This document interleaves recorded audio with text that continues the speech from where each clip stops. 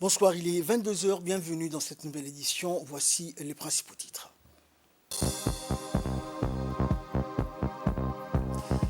Le président de la République a présidé aujourd'hui la 15e séance du Conseil des ministres au Palais de la République. Et dans l'actualité internationale, mi-novembre, la population mondiale devrait compter 8 milliards d'habitants selon l'ONU. Voilà pour les titres, bonsoir à tous. Sous la présidence du président de la République, chef du gouvernement Ismaël Omar Guelleh, s'est tenue ce matin la 15e séance du Conseil des ministres où plusieurs questions étaient à l'ordre du jour, des questions qui ont été examinées et adoptées, suivant tout de suite le compte-rendu du chef de la diplomatie djiboutienne et porte-parole du gouvernement, Mahmoud Ali Youssouf. Présidence du chef de l'État, son Excellence M. Ismaël Omar Guelleh, s'est tenue la 15e séance du Conseil des ministres en ce mardi 15 novembre 2022. Étaient inscrites à l'ordre du jour 8 questions. La première question concerne un projet de loi de finances portant un règlement définitif du budget pour l'exercice 2021. Les résultats budgétaires arrêtés au 31 décembre 2021 se présentent comme suit. Les recettes générales en légère baisse de 6,6% par rapport à l'exercice 2020 se chiffrent à hauteur de 139 milliards de francs Djibouti et affichent une contre-performance de l'ordre de moins 5 milliards 700 millions de francs Djibouti par rapport à la prévision rectificative 2021, soit un taux d'exécution de 96% pour les recettes. Quant aux dépenses, elles s'élèvent à 144 milliards 800 millions de francs Djibouti et font état d'une diminution de 4,1% comparé à l'année 2020 et d'un dépassement budgétaire de 32 millions de francs Djibouti vis-à-vis de la loi de finances rectificative 2021 qui était de l'ordre de 144 milliards 780 millions de francs Djibouti, soit un taux d'exécution de 100%. Il en résulte une moins-value entre recettes générales et dépenses générales de l'ordre de 5 milliards 745 millions de francs Djibouti, correspondant à un solde budgétaire qui intègre l'ensemble des recettes et dépenses, y compris le remboursement des amortissements de la dette, soit 5 milliards 376 millions de francs Djibouti, et l'encaissement aussi bien des emprunts projets, 10 milliards 407 millions de francs Djibouti, et des emprunts en appui budgétaire de la Banque mondiale, soit 7 milliards 642 millions de francs Djibouti. Toutefois, en faisant abstraction des encaissements et décaissements relatifs aux opérations de la dette et des emprunts, l'exercice 2021 dégage un solde base ordonnancement, recettes totales hors emprunt, dépenses totales hors amortissement négatif de moins 18 milliards 400 millions de francs Djibouti, soit un déficit budgétaire public de moins 2,7% du PIB.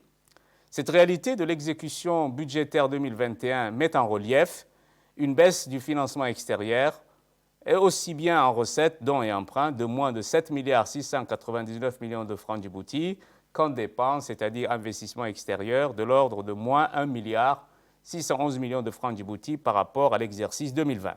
En effet, les résultats arrêtés au 31 décembre 2021 indiquent des recettes intérieures arrêtées à 109 milliards 997 millions et font ressortir une contre-performance de l'ordre de 1 milliard 772 millions de francs Djibouti par rapport à la prévision initiale de 111 milliards 769 millions de francs Djibouti.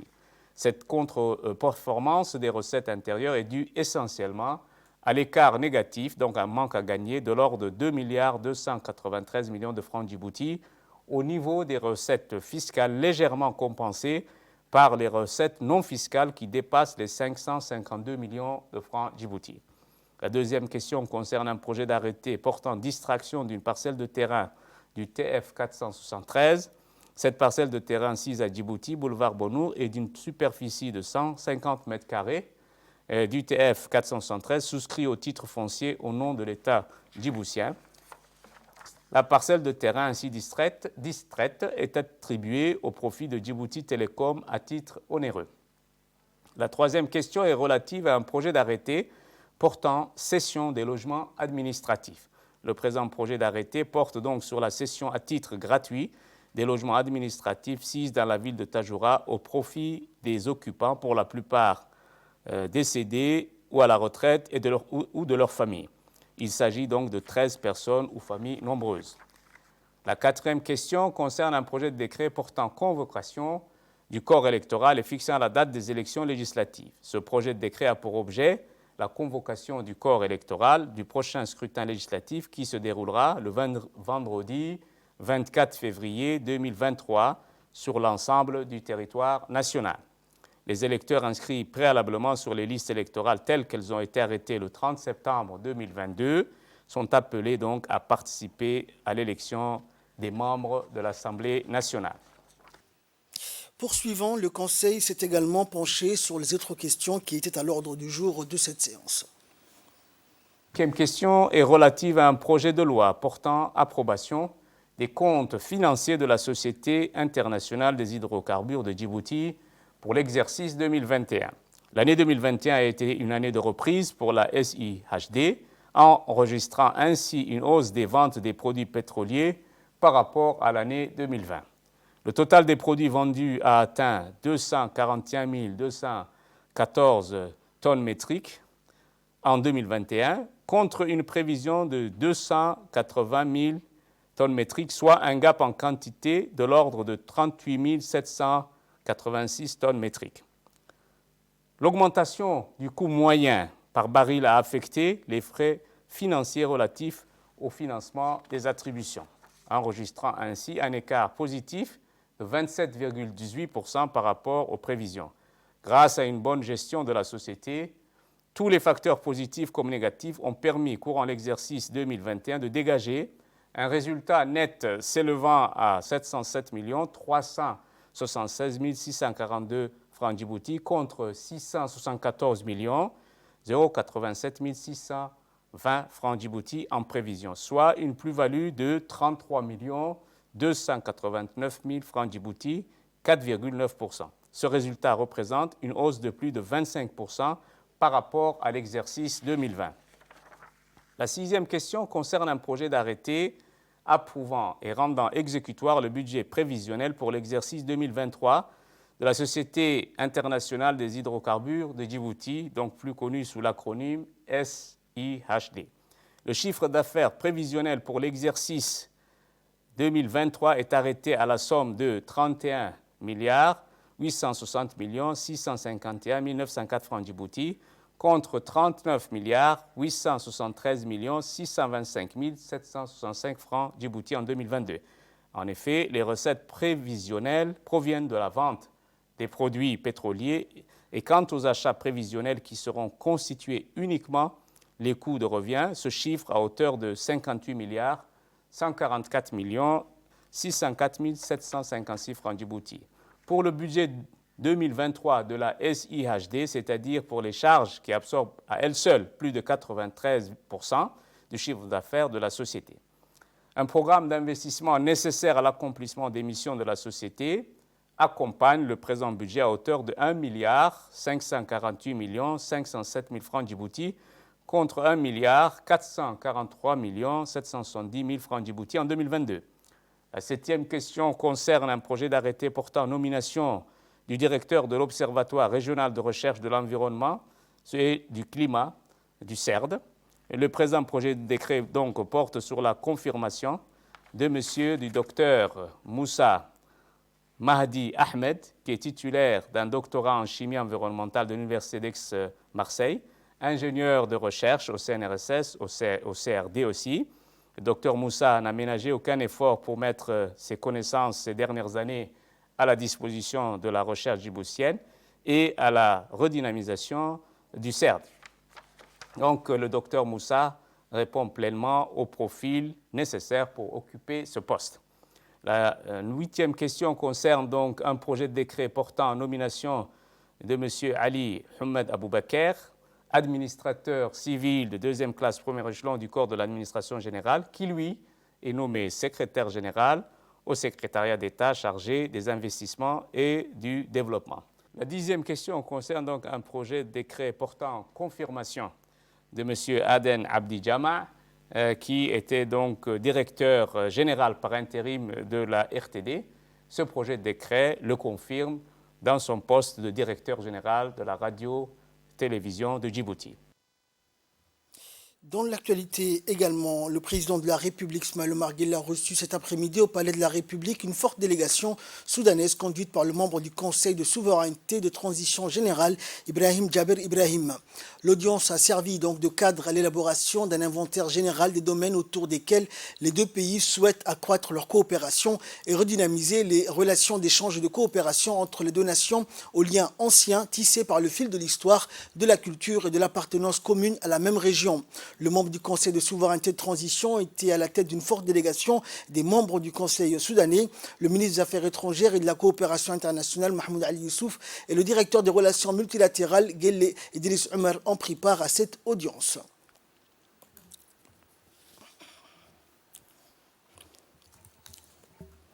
Écoutons pour plus de précisions concernant l'audience entre le chef de l'État et le chef de la délégation soudanaise, le porte-parole du gouvernement.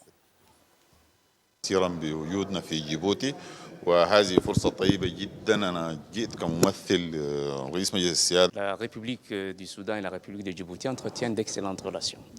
Je crois qu'en 2 mois à peu près, il y a eu plusieurs délégations de très haut niveau du Soudan qui sont venues à Djibouti. Et cela un petit peu reflète l'excellence des relations entre les deux pays et surtout la volonté des deux pays à aller de l'avant sur les programmes de coopération. On parle de l'agriculture, de la sécurité alimentaire, on parle de la coopération en matière d'éducation et les domaines sont nombreux. La santé en fait partie. Vous savez que le Soudan a construit un hôpital à Djibouti et nous avons également sollicité des médecins soudanais pour cet hôpital. L'autre élément qui me semble important, c'est le rôle du Soudan au sein de l'IGAD. Le Soudan est un pays central, un pays pivot au sein de l'IGAD et aujourd'hui le Soudan préside l'IGAD. Et je crois qu'à ce titre, cette tournée fait partie un petit peu des efforts diplomatiques du Soudan afin de consolider les relations entre les pays de l'IGAD. Et Dieu sait qu'au sein des pays de l'IGAD, il y a beaucoup de problèmes de stabilité, de sécurité, etc. Enfin, l'important aujourd'hui, c'est que lors de cette réunion du 30 ministériel de l'IGAD, qu'on puisse vraiment lancer, après 2 années de Covid, après tous les problèmes qu'il y a eu dans la région, lancer une activité multilatérale au sein de cette organisation qui permette aussi bien à la présidence soudanaise de briller et de rayonner et pour les États membres de l'IGAD d'aller de l'avant sur l'agenda. Il y a un agenda qui concerne la charte, il y a l'agenda de la structure de l'IGAD qui avait été adopté. Tout ceci demande un travail de terrain, un travail coordonné, concerté avec la présidence et les États membres de l'IGAD.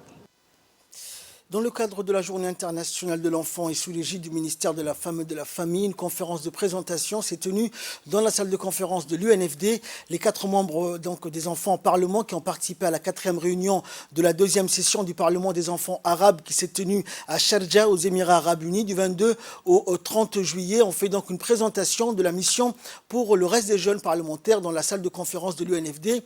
La conférence de présentation a vu la présence de la ministre de la Femme et de la Famille, de la représentante de l'UNICEF, de la secrétaire générale du ministère de la Femme et de la Famille et de la secrétaire générale de l'UNFD. Et supervisé par la directrice du département de la famille, Fouzia Ali Ousmane, les 4 jeunes parlementaires élus pour une période de 2 ans, 2021-2023, qui sont Fahmi Abdurrahman, Fatouma Ahmed, Yacoub Mohamed et Radia Ahmed, ont partagé leurs expériences, leurs connaissances également acquises et les perspectives sur leur participation au Parlement arabe des enfants qui s'est tenu donc aux Émirats arabes unis, au reste des membres du Parlement des enfants ainsi que les cadres de haut niveau qui étaient présents. Le Parlement des enfants arabes de la Ligue des États arabes est défini comme un conseil de dialogue qui comprend 4 enfants de chaque État membre de la Ligue des États arabes et supervise l'organisation des sessions de discussion notamment. Souligner et à féliciter. Vous offrez à l'enfant de Djibouti une opportunité de pouvoir faire entendre sa voix, d'exprimer les idées, de participer, d'être écouté, de donner son avis sur des choses qui les concernent. Et c'est ce que prône à la Convention des droits de l'enfant. Écoutons également l'intervention de la ministre de la Femme et de la Famille, Mme Mouna Ousmane Aden, qui a présidé cette conférence. Je veux d'abord vous souhaiter une bonne fête. Pour commencer tout, je veux vous souhaiter une bonne fête, vous dire une bonne fête de l'enfant, parce que l'enfant djiboutien a la chance d'avoir obtenu à travers la politique du chef de l'État, son Excellence Ismaïl Omar Guelleh, les droits qui vous est offerts au niveau international sont exécutés également au niveau national. Et c'est vraiment un privilège et une chance d'avoir cette possibilité de disposer de tous les droits à Djibouti. Le droit à l'accès à la santé, à l'éducation, au logement, à un bon bien-être et tout ce qui va avec. Donc vraiment, vous devez être fiers et contents de la chance que nous avons à Djibouti, que ces droits des enfants sont officiels et existants pour Djibouti. Donc, bravo. Deuxièmement, je veux féliciter le Parlement des enfants qui a joué son rôle et continue à jouer son rôle, ceux qui étaient précédents et ceux qui sont maintenant actuellement en exercice, jouer son rôle de représentation de l'enfant djiboutien, quelle que soit sa zone de provenance, dans la capitale mais également dans les régions de l'intérieur. Et encore une fois, je veux vous féliciter pour le travail que vous avez fait aujourd'hui, c'est-à-dire que vous avez formulé les actions et les activités que vous devez mener durant votre mandat.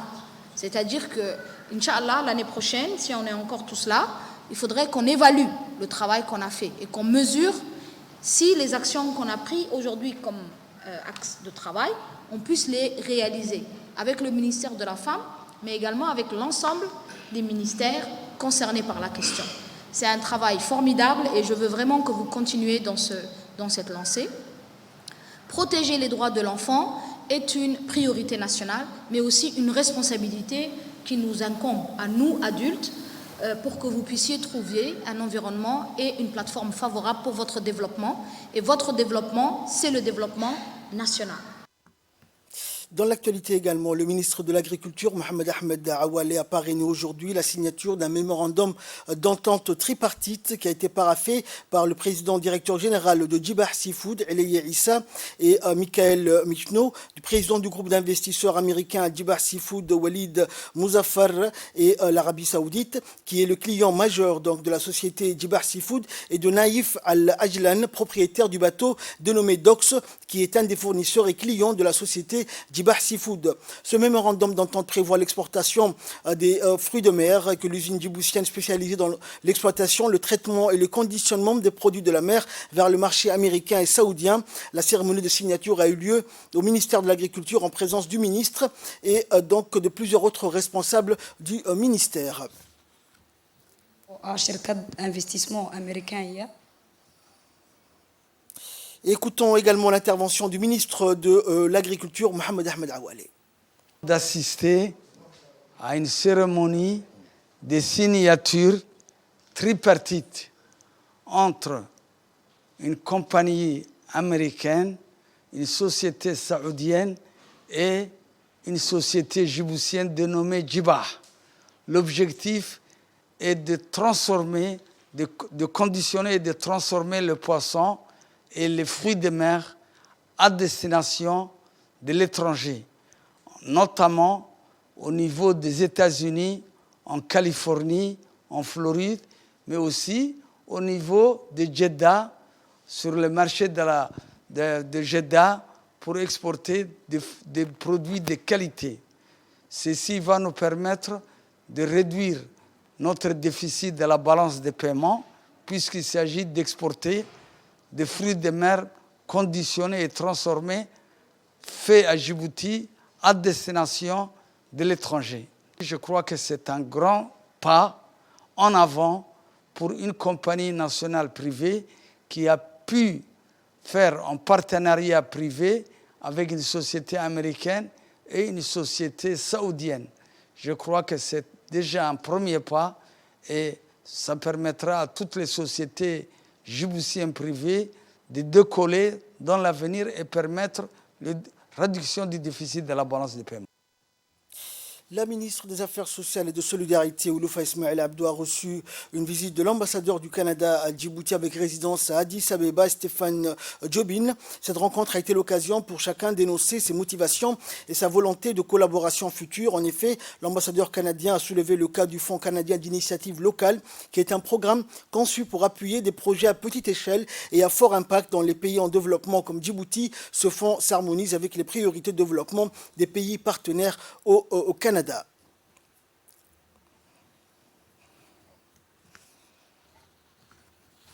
Après le CDC de Adaïlou, un deuxième CDC a été inauguré dans la grande région du Wérima. Il s'agit du CDC de la localité de Guirori. Et la délégation conduite par la ministre de la Culture et de la Jeunesse, Dr Hibo Moumena Assoué, et la secrétaire d'État à l'investissement et au développement du secteur privé, Safia Mohamed Ali Gadile, s'est rendue donc à Guirori pour inaugurer ce centre, suivi également d'une visite des périmètres agro-pastoraux.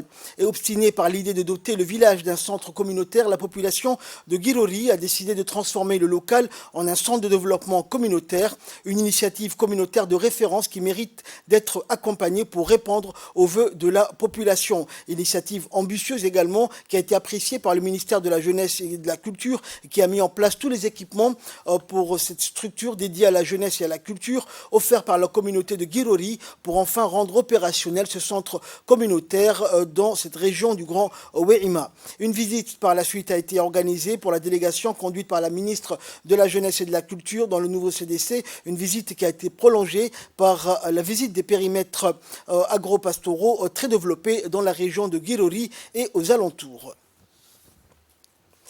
Et la ministre, donc la secrétaire d'État chargée donc de l'investissement et du développement du secteur privé, Safia Mohamed Ali Gadile, s'est réjouie de l'inauguration de ce CDC dans la région Wérima avec Guirori, qui est désormais doté d'un nouveau centre. La secrétaire d'État a félicité la ministre Dr Hibo Moumine pour l'initiative de l'inauguration de ce CDC de Guirori, qui sera un centre pour le développement de la jeunesse de Guirori et des alentours. Par ailleurs, la secrétaire d'État a transmis un message spécifique aux jeunes de Guirori pour qu'ils s'impliquent dans le développement de leur région en participant aux activités de commerce informel. Safia Mohamed Ali a promis également d'accompagner et d'aider ces jeunes dans l'implication et dans les activités de commerce informel qui est une alternative pour les activités génératrices de revenus.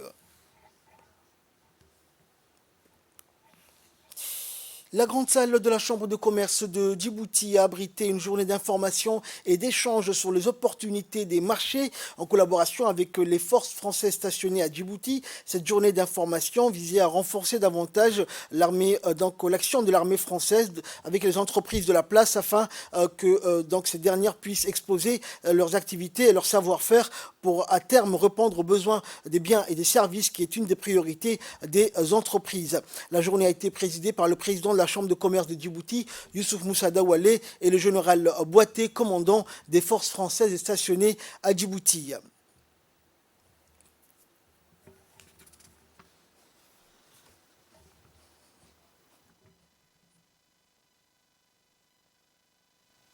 C'est mon deuxième séjour à Djibouti. Et le premier, c'était il y a 20 ans. Et donc, je peux me rendre compte en revenant ici combien le pays a évolué, combien il s'est développé.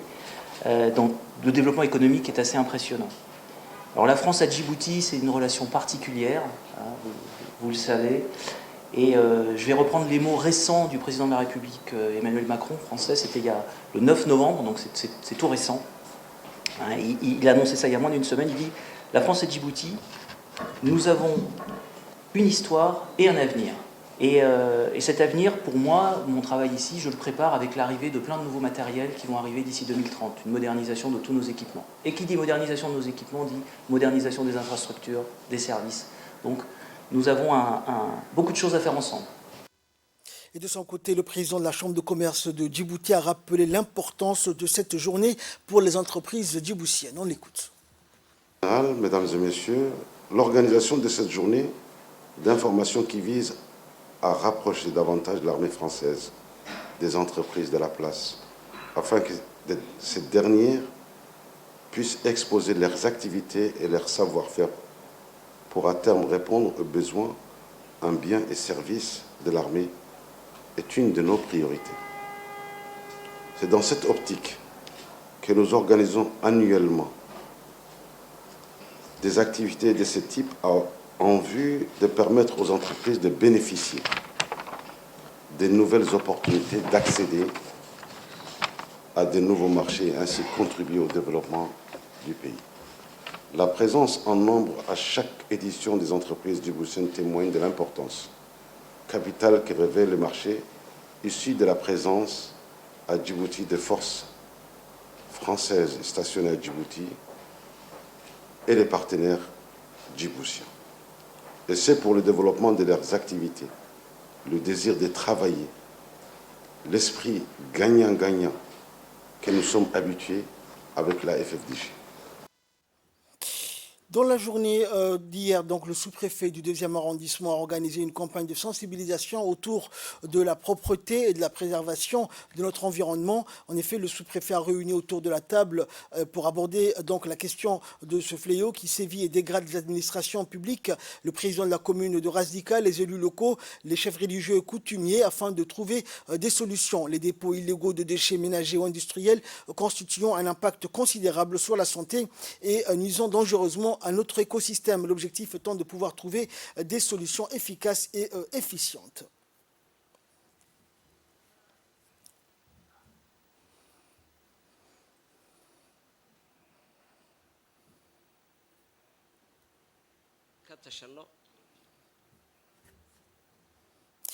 Le Croissant Rouge de Djibouti a reçu la visite aujourd'hui d'une mission diplomatique de l'ambassade du Canada basée à Addis Abeba. Cette visite de courtoisie a vu la participation des conseillers politiques de l'ambassadeur, de la première vice-présidente du Croissant Rouge, du deuxième vice-président, également du secrétaire général. Et cette visite s'inscrit dans le cadre des efforts consentis par le Croissant Rouge de Djibouti pour mobiliser les partenaires potentiels dans l'assistance des populations touchées par la sécheresse. Le gouvernement canadien a déjà octroyé par le biais de la Fédération internationale de Croix-Rouge et du Croissant Rouge le fonds qui a servi à la conduite d'une mission d'évaluation des besoins des populations affectées par la sécheresse récurrente. La conseillère diplomatique de l'ambassade canadienne et le haut responsable de la Société nationale du Croissant Rouge de Djibouti ont discuté donc des voies et moyens d'instaurer et promouvoir la relation de coopération entre le gouvernement canadien et la société nationale. Par le passé, le gouvernement canadien avait appuyé l'étude diagnostic qui a été menée grâce à l'appui financier donc, et technique du gouvernement via la Croix-Rouge canadienne. Donc, nous sommes contents de ces partenariats et nous sommes là aujourd'hui vraiment pour discuter avec vous, mener des discussions en vue de mener des réflexions et de vraiment concrétiser ces partenariats. Et enfin, donc, sport pour clore l'actualité nationale. Donc, le site du Cheikh Moussa a abrité ce week-end le lancement du championnat national de pétanque organisé par la Fédération djiboutienne de pétanque en collaboration avec le secrétariat d'État au sport. C'est dans une belle ambiance que le championnat a été lancé. Une cinquantaine de boulistes engagés en solo ou en équipe vont s'opposer tout au long de la saison. Et la cérémonie a été marquée également par la participation des officiels et responsables de la fédération ainsi que par des amoureux de la pétanque. Et dans une déclaration, le président de la fédération de pétanque s'est félicité du bon déroulement de ce championnat avec la participation record des jeunes dans plusieurs catégories. La liste composée donc de 4 jeunes garçons est connue depuis un mois à l'issue de plusieurs compétitions. La sélection défendra fièrement les couleurs nationales aux Jeux de jeunes de l'océan Indien. 4 ans après les derniers Jeux en 2018 à Djibouti, plus de 2000 jeunes et athlètes âgés de 14 à 17 ans sont attendus à l'île Maurice du 4 au 11 décembre prochain. En Nouvelles du Monde, à présent, c'était dans les titres de cette édition démographie. Mi-novembre, la population mondiale devrait compter 8 milliards d'humains selon l'ONU. Un nouveau rapport de l'ONU révèle que la population mondiale devrait atteindre 8 milliards d'humains d'ici le 15 novembre. Donc aujourd'hui, ce même document indique que l'Inde dépassera en 2023 la Chine en tant que pays le plus peuplé au monde. Nouveau cap pour les êtres humains et donc la population mondiale devrait atteindre 8 milliards d'habitants selon une projection du département des affaires économiques et sociale de l'ONU qui prévoit aussi que l'Inde dépassera en 2023 la Chine en tant que pays le plus peuplé du monde. C'est 1 milliard de plus qu'en 2010. Alors qu'une chute nette de la fécondité est constatée dans plusieurs pays dits développés, l'augmentation de population attendue dans les prochaines décennies sera concentrée pour plus de la moitié dans 8 pays selon le département onusien. C'est ainsi que prend fin cette édition. Merci à vous de nous avoir suivis. Excellente soirée sur Télé Djibouti.